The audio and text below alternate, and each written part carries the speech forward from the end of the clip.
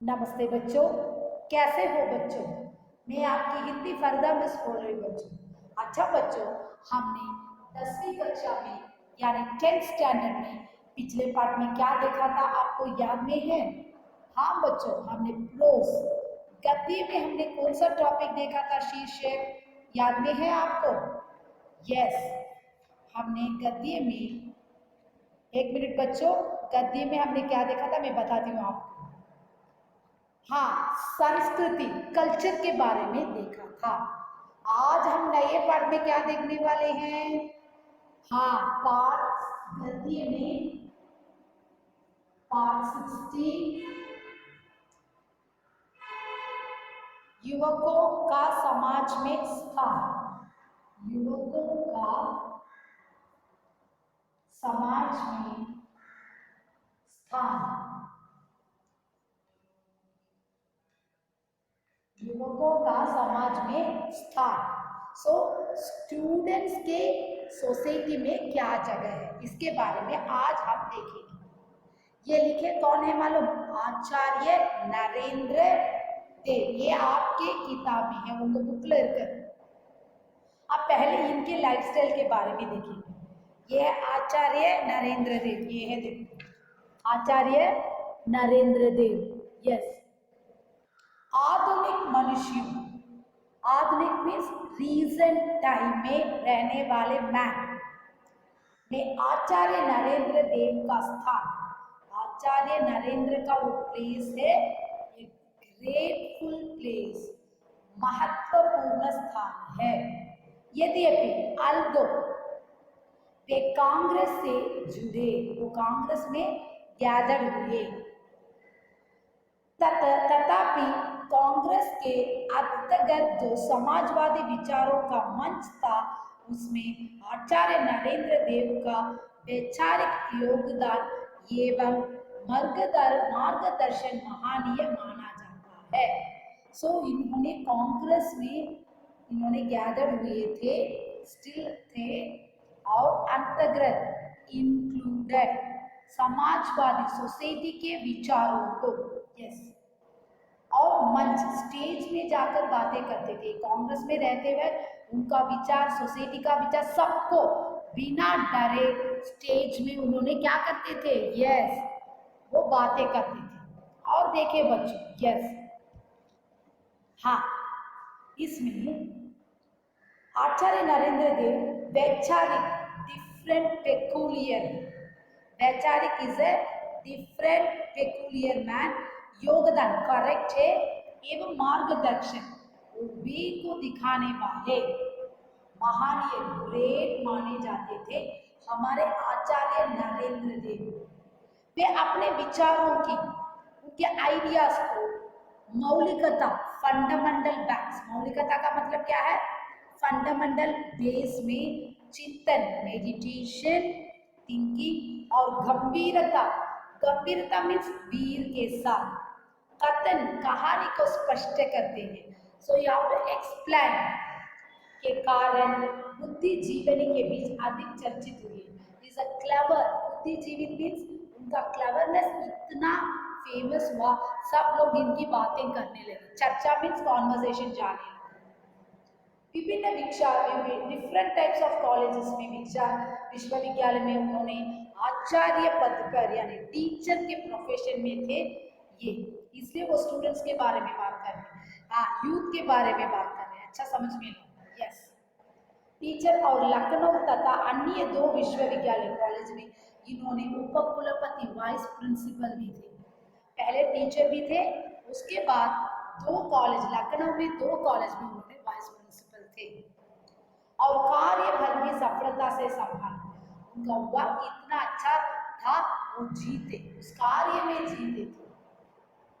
इसके साथ ही साथ राजनीति के पॉलिटिशियन की, क्योंकि वो लोग कांग्रेस में थे, तब वो पॉलिटिशियन के प्लेस में भी उन्होंने समाजवाद, सोसाइटी के लिए सैद्धांतिक, learn man one who knows that theory, हाँ, ये मनुष्य के पढ़ाई को अच्छी तरह से उन्होंने मेमोरी किया था, ये हमारे आचार्य नरेंद्र देव। हाँ रूप दिए, उसके कारण में उनके लोग याद करते रहेंगे। सो इसलिए आज भी इनके बारे में सब पढ़ रहे हैं, यही तो सचिन, यही इनका लाइफ स्टाइल। अब हम पाठ में जाएंगे। उपयुक्त विविध मीन्स करेक्ट रूल्स, उपयुक्त means correct rules, yes correct rules. Next देखो, हाँ क्षेत्र में, उस प्लेस में काम कर रहे, you have to work in correct place. भारतीय समाज की जो त्रुटियां, त्रुटियां मीन्स इंडिया के सोसाइटी में जो डिफिकल्ट, त्रुटियां डिफिकल्ट,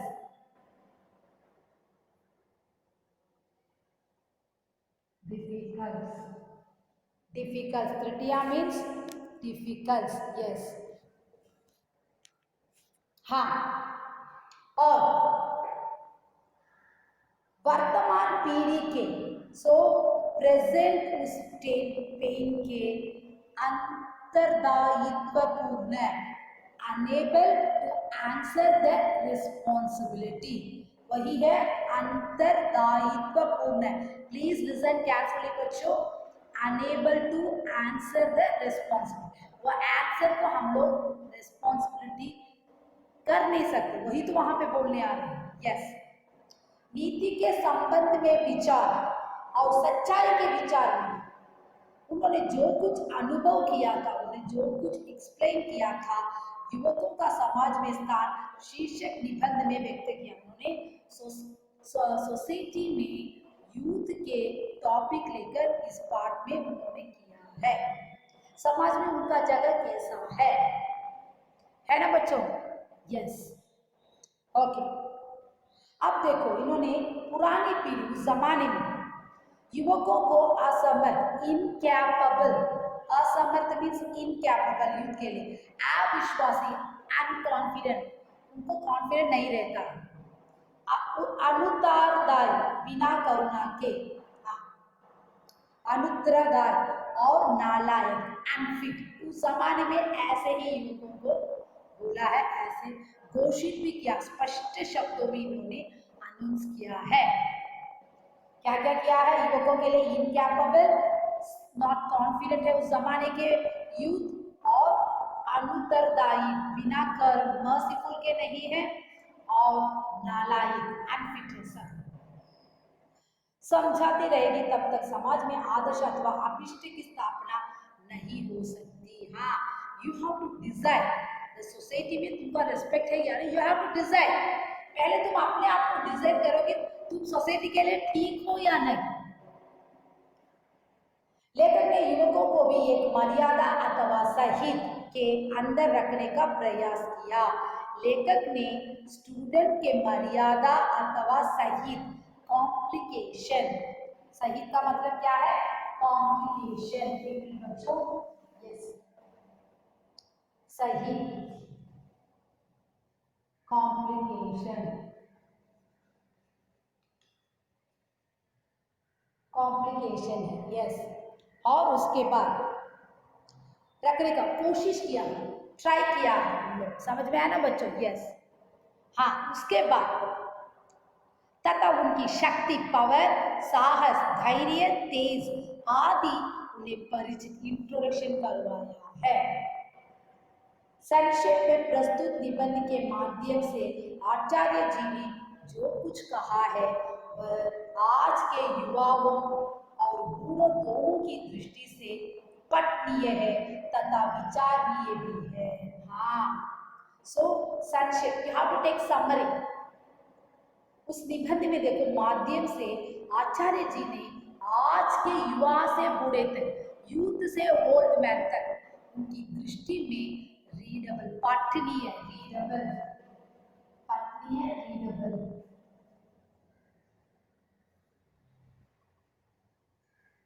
रीडेबल, यस, तथा विचारणीय भी है। विचारणीय मीन्स हाँ, you have to thoughtfully, yes thoughtful रहना चाहिए।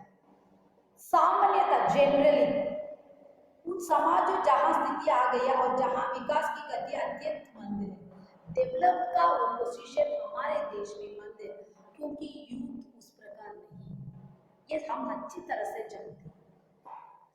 वृद्धों की सबसे अधिक प्रतिष्ठा, हाँ यहाँ पे बूढ़ों की प्रतिष्ठा, डिग्निटी, मर्यादा ज्यादा है। हाँ, यूथ उतना जल्दी नहीं आते सब में बड़े बड़े होने के लिए डिग्निटी। आजकल देखो सब जगह में बूढ़े लोग भी बड़े पोजीशन में हैं, लेकिन हमारे बच्चों जैसे यूथ उस जगह पे स्थान में नहीं है। ऐसे समाज की वृद्धि की नेतृत्व होती है, इसलिए सोसाइटी में बूढ़ों लोगों के लिए ट्रस्ट, नेतृत्व इज अ ट्रस्ट होता है। हाँ,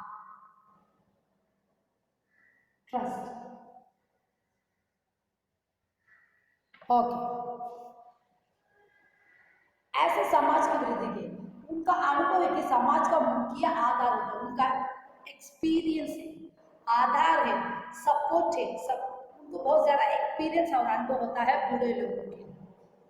ऐसे समाज की शिक्षा प्रणाली, स्टडी सिस्टम, शिक्षा प्रणाली, सो परंपरा बड़ा महत्व, ग्रेट जगह मिला है और वहां शिक्षा ने नया प्रकार की परख का प्रश्न ही नहीं उठता, जिनकी संस्कृति और जिनका इतिहास प्राचीन है। उस प्रश्न क्या उठता है कि अब पढ़ाई में एग्जामिनेशन होता है और फंडामेंटल बेस होता है और संस्कृति, कल्चर, इतिहास में पुराना, प्राचीन में देखेंगे तो हमारा कल्चर पुराना होगा, ये तो सच है। उनकी एक कथा है, एक कहानी है। जब तक समाज के आधारभूत मौलिक सिद्धांत के परिवर्तन का प्रश्न नहीं उठता है, तब तक समाज के आंतरिक ढांचे में क्रांतिकारी का परिवर्तन नहीं होता, तब यही अवस्था बनी रहती है। अच्छा सा सोचो, सोसाइटी में रेस्पेक्टेबल आधारभूत मौलिक सिद्धांत, फंडामेंटल प्रिंसिपल का क्वेश्चन नहीं उठता है, तब तक नॉर्मली वर्क प्लान, ढांचे is a work plan, so revolution में चेंज कभी भी नहीं होएगा। ये अच्छा पॉइंट को याद करो। तुम जो भी अवस्था में बनी रहते हो, तब समाज में आधारभूत होने नहीं, फंडामेंटल का प्रिंसिपल्स प्रश्न कभी समाज में नहीं उठता है, तो वहां पे वर्क प्लान भी रेवोल्यूशन के रूप में नहीं बदलता। किंतु जब समाज की ऐसी अवस्था हो जाती, उसको जीवित रहने के लिए अपनी पुरानी पदोन्नति को बदलने के लिए विवश होना पड़ता है। उसके सामाजिक और आध्यात्मिक मूल्य भी बदलने लगते हैं। सो समाज में हाउ टू टेक चांस अवस्था, सो जीवित रहने के लिए हमें पुराने पदोन्नति, पुराने पोजीशंस को चेंज करना, बदलें और विवश, हेल्पलेस होना पड़ता, ये तो सचमुच है। उसके सामाजिक और आध्यात्मिक मूल्य भी बदले। सो सोसाइटी में रहने वाले स्पिरिचुअली तुम चेंज हो जाते हो। नृत्य समाज के आरंभ में प्राय युवक होते हैं, जनरली स्टार्टिंग देखेंगे तो यूथ ही पहले होते हैं और कम से कम उनके सहयोग के बिना नूतन समाज की प्रतिष्ठा नहीं होती है। कम से कम उनके साथ में काम, सहयोगी कोवर्कर्स, सो वो नूतन समाज में से डिफरेंट सोसाइटी का डिग्निटी कभी भी यूथ के लिए नहीं, वो उस काम में जाते वक्त भी पूरी डिफिकल्टी को फेस करके ही वो जीना पड़ता है, ये तो सच है। इसका कारण ये कि युवक से साहस, क्या रीजन है, मान उनके धैर्य, ब्रेवरी, शौर्य, तेज और त्याग की भावना प्रबल होती है। वहां पे दुर्योधन यूथ यही दिखाता है, जब जो भी काम में जाता है वो उसका साहस, धैर्य, ब्रेवनेस और तेज और सैक्रिफाइस पूरे को वो वहां पे दिखाता है। वहां भी संसार के कीचड़ में नहीं फंसा, हाँ वो दुनिया के वो कीचड़ मड में जाके फंसा नहीं, तो उस कीचड़ में फंसेगा तो उसे कितना प्रॉब्लम्स रहेगा वो फेस करेगा, वही तो इसमें बोलने वाले। यस, इसलिए वह वस्तुति की अपेक्षा कर आदर्श के लिए आत्म बलिदान करने के लिए उद्धत तो हो जाता है। यस, तो वस्तु स्थिति, उस थिंग्स के प्लेस को अपेक्षा, you have to desire the respect, आत्म बलिदान, यस, सोल सैक्रिफाइस के लिए उन्होंने रूढ़ से करते हैं, वो सब यूथ में रूढ़ होता है सब। इसका एक कारण ये भी है कि उसकी अभी कोई ऐसी दृष्टि नहीं बनी है उसको समाज की नवीन आवश्यकता को समझने से रोके। इसके विपरीत इन आवश्यकताओं का उसे अनुभव होता है। अति जो नाता तोड़ने से वह कठिन नहीं होती तो वृद्धा को होती है। हाँ, ये आके समाज और इम्पोर्टेंस है, यूथ समझेगा नहीं। उसे पहले गुस्सा ब्रेक तेज उतना तेज रहता है यूथ में, लेकिन बूढ़े लोग वैसे नहीं है, ये गेस्ट के रूप में यूथों को देखते हैं बूढ़े लोग। सो तब क्या होता वहां पे, हाँ वो कठिनाई को टॉलरेट करना पड़ता है यूथों के। जिस समाज में ऐसी अवस्था उत्पन्न होती होने लगती व नया समाज का उपकरण करने के लिए युवकों का आंदोलन प्रभाव प्रारंभ हो जाता है और युवक अपनी संस्थाएं बना लेते हैं। जब सोसाइटी में उस चांस में ये क्रिएट करने के लिए एक न्यू कंटेंट को लेते हैं, उपक्रम इज अ कंटेंट। हाँ, युवकों को आंदोलन प्रारंभ हो जाता है। सो आंदोलन मीन्स प्रचार वो स्टार्ट हो जाता है, तब युवक अपनी संस्थाएं एक एसोसिएशन को कौन यूथ बना लेता है। जब तक ऐसी अवस्था उत्पन्न नहीं हो जाती तब तक किसी समाज में युवकों आंदोलन की सृष्टि नहीं होती। जब तक ऐसी चांस उत्पन्न क्रिएट नहीं होती तब तक किसी समाज में युवक आंदोलन की सृष्टि नहीं होती। तब तक सोसाइटी में उनका प्रचार कुछ भी नहीं होता है यूथ का। उनको चांस मिलने से ही होता, वरना नहीं मिलेगा तो वो कहाँ पे आएगा बाहर।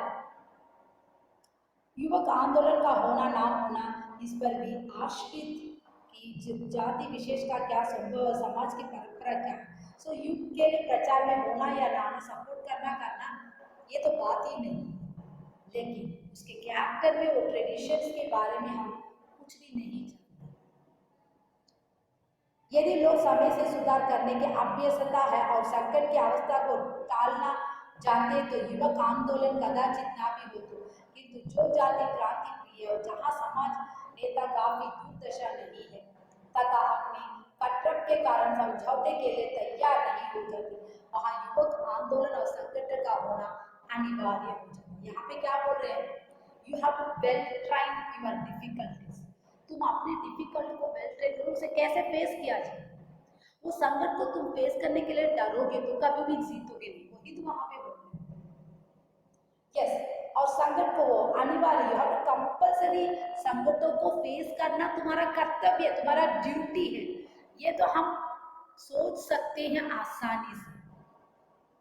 यस बच्चों, अब हम साधारण समाज के नवयुवकों की प्रस्तुति शक्तियों का उपयोग करने की आवश्यकता नहीं पड़ती। नॉर्मल सोसाइटी के नौजवानों को प्रस्तुत, हाँ तुम प्रूफ करने के लिए पावर की कोई आवश्यकता, कोई पावर की आवश्यकता तुम्हें नहीं पड़ती, तुम्हारे टैलेंट को बाहर दिखाओ, वही तो यहाँ पे बोलने। वृद्धा होने पर वह पुरानी पीढ़ी का स्थान लेते हैं, किंतु जब किसी समाज के जीवन मरण का प्रश्न उपस्थित हो जाता है, जैसे कि युद्ध के समय होता, तब युवकों की शक्तियों का उपयोग के बिना संकट टल नहीं सकता। जब कभी कोई आकस्मिक संकट आ जाता है अथवा समाज को नवीन दृष्टि की आवश्यकता होती है, तब युवकों की शक्ति भंडार का उपयोग करना ही पड़ता है। जब युवकों के लिए पावर का वो उपयोग करने पर, संकटों को फेस करने पर या तो टॉलरेट सब, युवक सब कुछ टॉलरेट करेंगे तो सोसाइटी में भी जीतेंगे, उनको सोसाइटी में एक नाम भी रहेगा, यही तो बोल रहे हैं। तो बिना फेस किए कुछ भी मैं कर नहीं सकता, मैं तो कैसे जिंदगी में जीतूं। ये पढ़ाई के बारे में, अपनी जिंदगी को तुम सोसाइटी में कैसे फेस करोगे, तुम्हारा जगह सोसाइटी में कैसा रहेगा, यही इस पाठ का मुख्य इम्पोर्टेंट का प्रूफ है।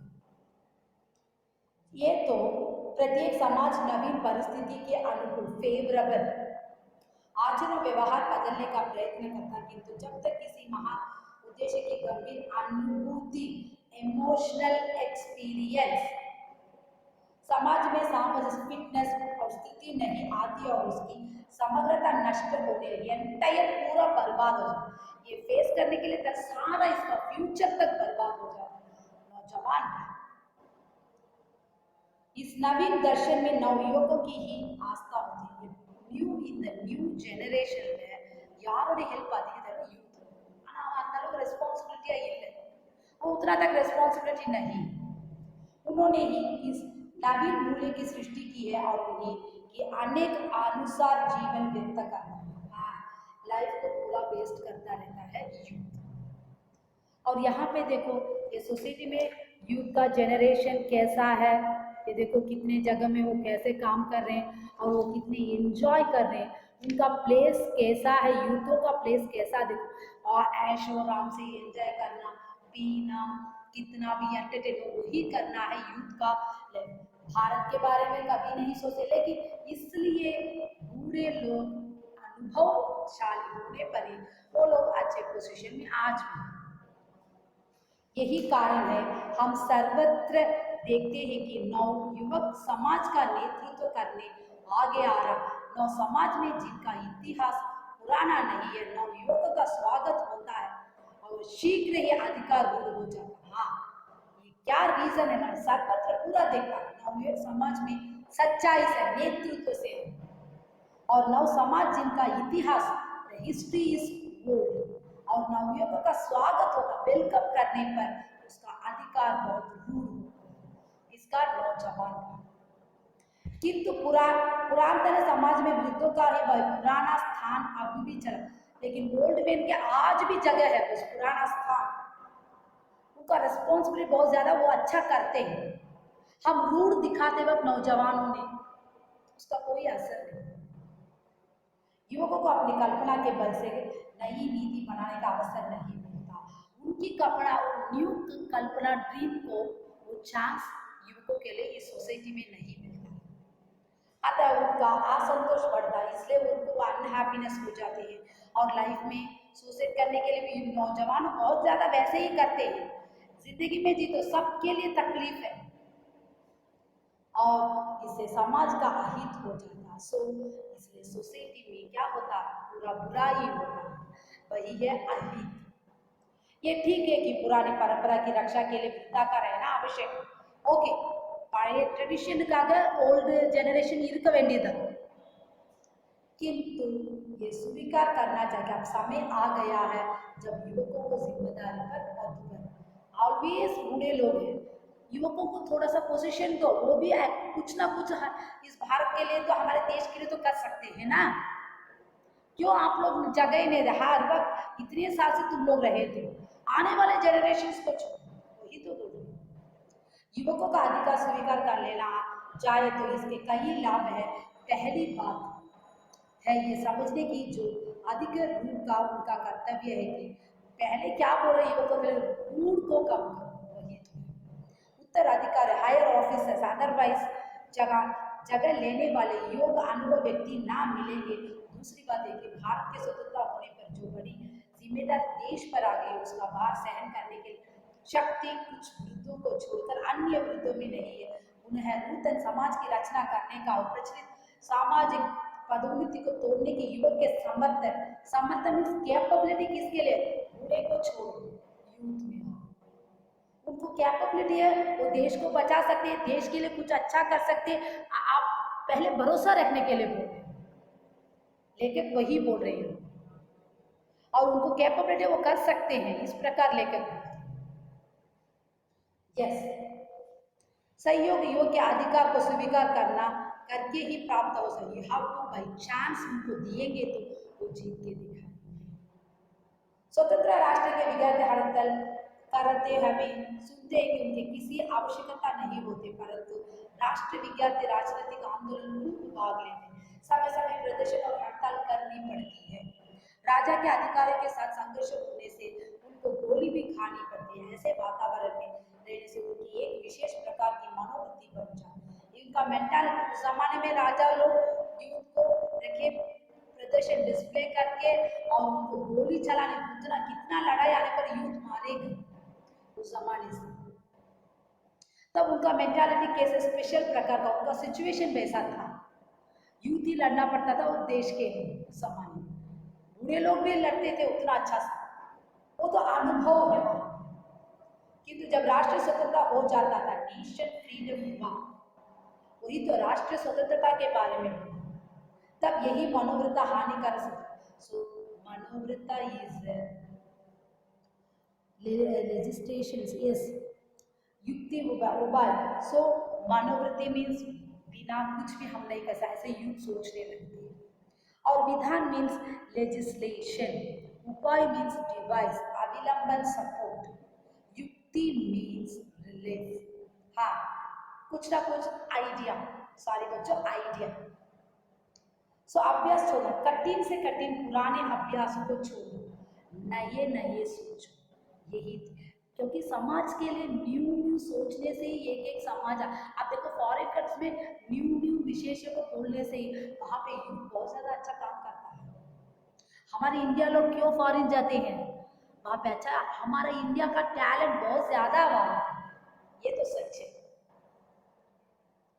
सो राष्ट्र निर्माण कार्य कभी आरंभ भी नहीं हुआ है, प्रत्येक दिशा में हमको प्रगति करनी पड़ती है। सो राष्ट्रीय निर्माण नेशन कार्यों के लिए यू हैव टू स्टार्ट, अभी तक नहीं हुआ है, प्रत्येक दिशा में प्रगति प्रोग्रेस करनी चाहिए। शब्दादि का रास्ता थोड़े वर्षा में तय करना है। लोकतंत्र मीन्स डेमोक्रेसी, सार्वजनिक पब्लिक रिलेटेड पढ़ाई की इम्पोर्टेंस बहुत होती है। इसके लिए स्पष्टता का निवारण, प्रिवेंशन और जाति पाति कैस्ट रिलेटेड ये सब कठोर बंधनों को तोड़ने के लिए जरूरी है। लोकतंत्र अभ्यास का विषय है कि पर लोकतंत्र का पाठ पढ़ने से और उसका नारा लगाने से उसकी स्थापना नहीं होती। प्लीज बच्चों अच्छा सा ध्यान से सुनो, लोकतंत्र वर्ल्ड का वो मैजिक, उस वर्क में कोई रीजन और पाठ पढ़ने से, उसका नारा लगने से कोई प्लान्स, कोई प्लेस नहीं होता है। इसलिए सहयोग का प्रचार कर सामाजिक संबंधों को बदलाना तथा नई आर्थिक पदोन्नति को प्रतिष्ठित करना नितांत आवश्यक है। So you have to help and प्रचार सामाजिक संबंध बदलना मीन्स चेंज, तथा नई आंतरिक न्यू जनरेशन।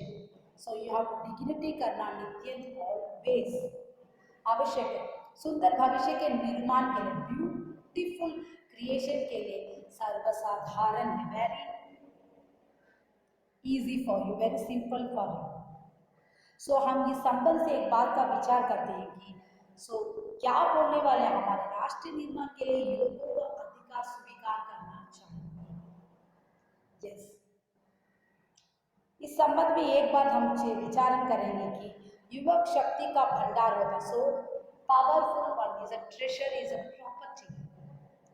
जिस परिस्थिति में रहता है उसे अत्यंत प्रभावित होता है। यह भाव प्रभाव शुरू दिखाने में ही होता, स्टार्टिंग से हम करते रहते तो युवक आज तक आगे बढ़ जाता था, लेकिन हम लोग ने उसे ध्यान भी नहीं दिया, यही तो सच है।